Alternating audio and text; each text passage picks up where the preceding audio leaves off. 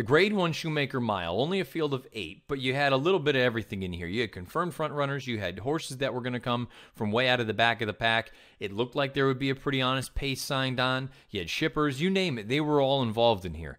Maybe at face value, it doesn't seem like a fascinating race to go through and dissect and make a decision on what you think of it.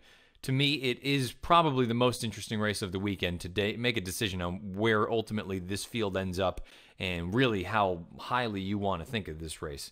First things first, Michael Rona with the stretch run of the Shoemaker Mile. Extreme outside, Ormond heart to heart together at the 3/16 pole. Hunter's running a giant race. He represents serious danger. A line of 3 at the 8th pole now. Heart to heart, Hunt. On the inside. Next Shares, Bowie's Hero finishing on. Hunt and heart to heart, followed by Next Shares. Hunt gets his head in front, and Hunt has won from heart to heart and Next Shares.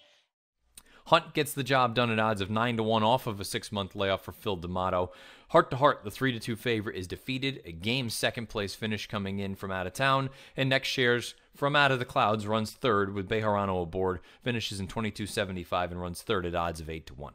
Let's take a deeper look at your winner, Hunt, coming off of that 6-month layoff. 9-27 lifetime, 8 times second or third, over $908,000 in career earnings, owned by Michael House, trained by Phil D'Amato.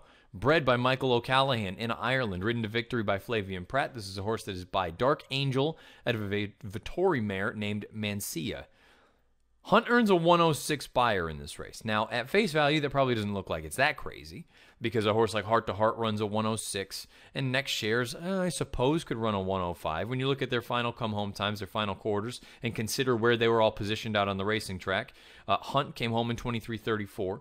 Heart to Heart came home in 23.83. And Next Shares came home in 22.75. Now, again, considering where they are, Heart to Heart is the closest one in attendance to the pace. He's naturally going to come home a little bit slower than those other two. Hunt was mid-pack throughout the majority of the run, and Next Shares came from out of it. The first thing, let's talk about Heart to Heart. Heart to Heart, to me, this was actually one of the first times he's actually passed a horse. And he dug in gamely at the end. Nobody has questioned his tenacity, but that's with a little bit of a caveat. They haven't questioned it when he's out there on the lead dictating things. In this race, there was never even a sniff of him dictating things, with Ohm being sent from the inside. So the fact that he at least showed a little bit of a different dimension, and you saw his head going into the far turn. He wasn't loving life out there. His head was up and he was pulling a little bit, but he at least settled slightly, where it makes me wonder now going forward. His best game is still speed, no question about it. But if you get an instance like this where you have somebody that is hell-bent on making the front, do the connections of Heart to Heart rethink it a little bit and try to ride him in this manner, where, you know what, we actually think he can sit and be effective?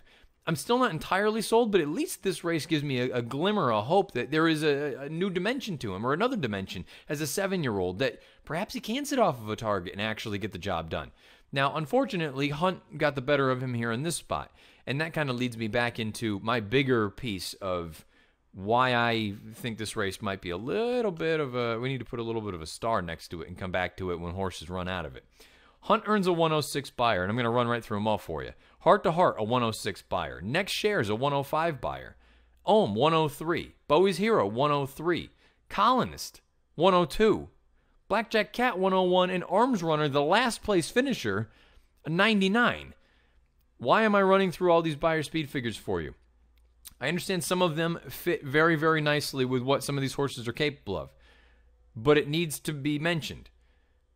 I could be slightly off on one of these, but I'm almost positive these are all accurate. Hunt, Heart to Heart, Next Shares, a tie for Bowie's Hero, Colonist, and Arms Runner all ran career tops in this race, according to the buyers. The Timeform US figs aren't out right now as I'm going through this. It is not impossible, but it is highly improbable that all of those horses ran the best race of their life on Monday afternoon. Not impossible, but really, really difficult for me to believe that all of them ran the best race of their career from a figure standpoint.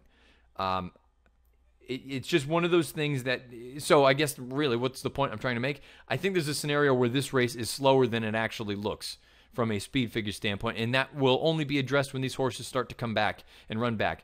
But on the flip side, I can see why, because they stopped the clock in 34 flat. So it was a fast race. I just don't know that it was this fast. And this is where everyone would love it to just be as black and white as a newspaper, but that's just not how the figure making process works all the time. You need to take some liberties and make a couple little tweaks here and there, and what is realistic and what is not realistic. This here, man, when Colonist runs 6th, and he's never going to get a sniff of this thing, and he runs the career best, career top, as I look at it, by 6 points, beaten 6th in a field of 8. When Arms Runner runs 8th out of 8, now he's lightly raced, so I suppose it's not totally out of left field, but he runs the best race of his life by 4 points. Blackjack Cat, whose form recently has just been awful, this number is suggesting that he is back to one of his best races. His Breeders' Cup Mile was 3 starts back, and he earned a 103 that day. So you're suggesting that this effort from Blackjack Cat right here on Monday afternoon, when he runs 7th of 8, was on par with an effort like the Breeders' Cup Mile, essentially. Man, I have a hard time believing that. Because if that's the case, this might be the best grade 1 of the year. We'll find out. Only time will tell. I hate to just spend so much time harping on it, but this is a fascinating race for me going forward, because you're going to have a lot of horses that exit this race with short prices in their next start because of these big, gaudy figures that they earned. 7 of the 8 earned 101 or better buyers. Man, I'm not entirely sold that that's actually the case. And I don't have any other way to find out, and none of you do either, until we see these horses run back and see if they validate this form or not. Just something to keep in the back of your mind. At any rate, we got to talk about the winner briefly. Hunt, very good training job by D'Amato to get him back. Seems like he likes having a little bit of time between races. This is a win and you're in for the Breeders' Cup Mile. That's basically what the connections have said all along, that we're going to be good to go. We'll give him a little bit of time. They're going to try to repeat in the Eddie Reed. He won that race at Del Mar last year, and that seems to be his next start, at least targeted anyway at the moment. A good effort from Hunt. He earns a 106 buyer, which again, keep that in mind going forward and keep an eye on this race. Finishes in 23:34. Flavian Pratt with the ride. They get the job done in the Grade 1 Shoemaker Mile.